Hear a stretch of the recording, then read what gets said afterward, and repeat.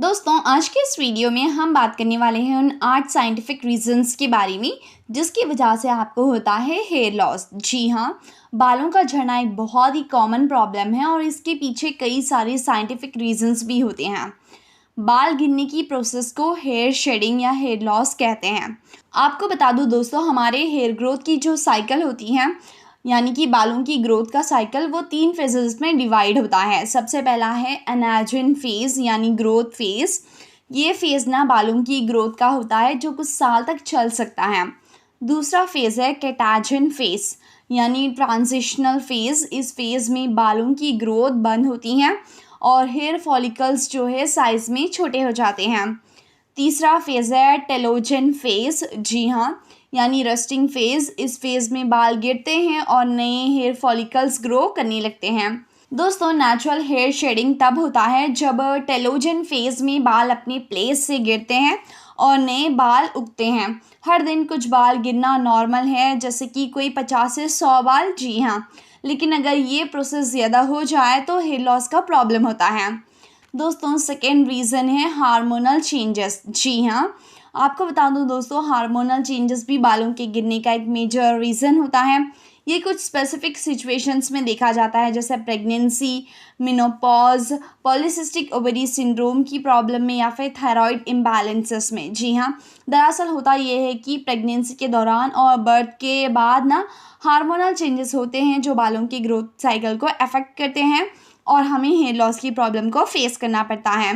दूसरा रीज़न है दोस्तों मेनोपॉज। जी हाँ, वुमेन्स में मेनोपॉज के दौरान ईस्ट्रोजन लेवल जो होता है हार्मोन का, वो गिरने से बालों का गिरना भी बढ़ जाता है। पॉलीसिस्टिक ओवेरियन सिंड्रोम या फिर पीसीओएस, इस कंडीशन में भी हार्मोनल इम्बैलेंस होता है तो बाल झड़ते हैं। ठीक है, तो वहीं हाइपरथायरॉयडिज्म यानी ओवर एक्टिव थायराइड या हाइपोथायरॉयडिज्म यानी अंडर एक्टिव थायराइड, दोनों में भी बालों के गिरने के कॉजेज़ बन सकते हैं। नेक्स्ट है दोस्तों हेरिडिटरी हेयर लॉस यानी जेनेटिक्स प्रॉब्लम। जेनेटिक फैक्टर्स का बहुत बड़ा रोल होता है बालों के गिरने में। दरअसल एंड्रोजेनिक एलोपीशिया, जो कि मेल पैटर्न बाल्डनेस या फीमेल पैटर्न हेयर लॉस के नाम से जाना जाता है, ये एक जेनेटिक कंडीशन है जिसमें बाल धीरे धीरे पतले हो जाते हैं और गिरने लगते हैं। चौथा रीज़न है दोस्तों हेयर लॉस का न्यूट्रिशनल डेफिशिएंसीज।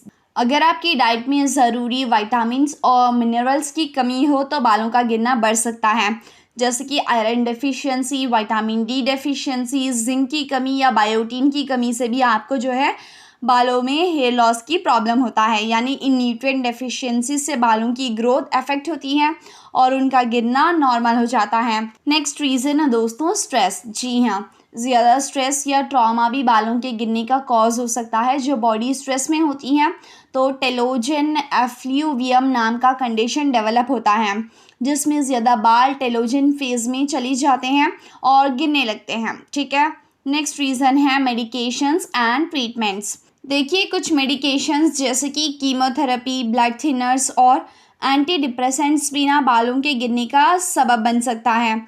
ये मेडिकेशंस हेयर फॉलिकल्स को टेम्पररीली डिसरप्ट करते हैं। नेक्स्ट कंडीशन है दोस्तों स्कैल्प कंडीशन। जी हाँ, स्कैल्प पर कभी कभी fungal infections, dandruff, seborrhoeic dermatitis या सोरियासिस जैसे स्किन कंडीशंस भी बालों के गिरने का रीज़न होता है। ये स्कैल्प के हेल्थ को अफेक्ट करता है, जिसका सीधा असर बालों पर पड़ता है और हेयर फॉल होता है। नेक्स्ट रीज़न है दोस्तों एनवायरमेंटल फैक्टर्स। जी हाँ, पोल्यूशन, एक्सट्रीम वेदर कंडीशंस और हार्मफुल केमिकल्स जैसे हेयर डाइज और स्टाइलिंग प्रोडक्ट्स भी बालों को डैमेज कर सकते हैं, जिससे उनका गिरना बढ़ सकता है। सबसे लास्ट रीज़न है एजिंग। दोस्तों एज के साथ बालों का नेचुरल ग्रोथ साइकिल स्लो हो जाता है और उनकी डेंसिटी कम हो जाती है, इसीलिए ओल्डर इंडिविजुअल्स में बालों का गिरना ज़्यादा देखा जाता है।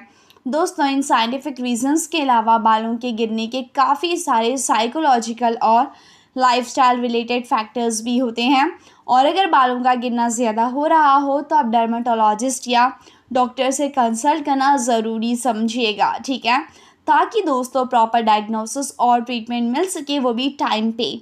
इसीलिए आप भी डॉक्टर से कंसल्ट ज़रूर करें और अपने बाल गिरने से बचाएं।